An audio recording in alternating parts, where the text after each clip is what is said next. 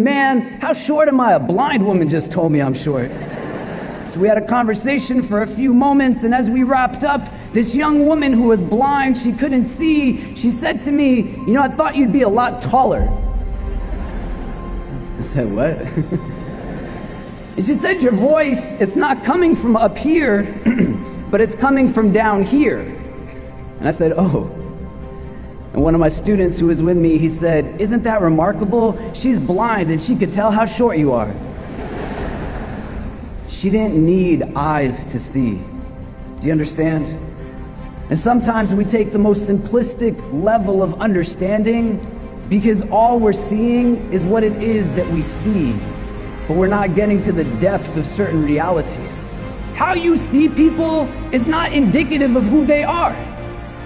But how you see people will tell you a lot about yourself.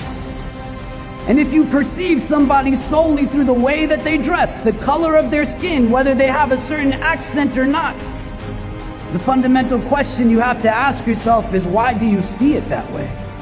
Your organs of sensory perception, they are not limited to the eyes that you see with, the ears that you hear with, the tongues that you taste with, the hands that you touch with, even the minds that you think with. But you have a primary organ of cognition that will synthesize all of this information as it goes into you in various ways. And if you don't know why it's processing in the way that it is, it's just going to regurgitate the same challenges that we see day in and day out.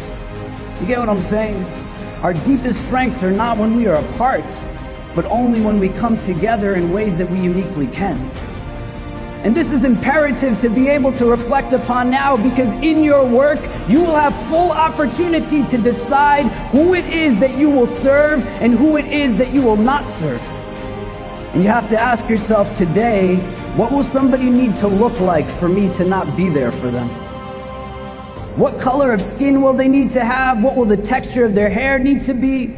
What part of the world will they need to come from so that my education, my training, my skills will not be used for their benefit?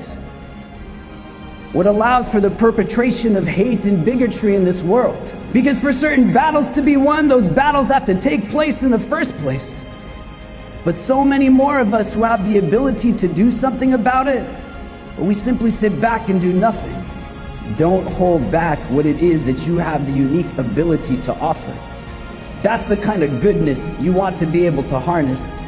Today, make an affirmation that your growth as you move forward on every tomorrow that you see will not be by understanding the other only through preconceived ideas and notions, but you will learn the stories of those that are different from you by actually being with them. To take time to understand that what it is that we are fed is not often what is reality. And the gain will not be only for those that will benefit from your presence, but your perspectives will broaden in ways that you can't even imagine. May you be protected always from hearts that are not humble, tongues that are not wise, and eyes that have forgotten how to cry. You might be the only one that is standing when everyone else is seated. You might be the only one that is speaking when everyone else is silent. But you might be that critical voice, that critical body that ignites what is needed for everyone else to get going. Go forward and be the reason that people have hope in this world.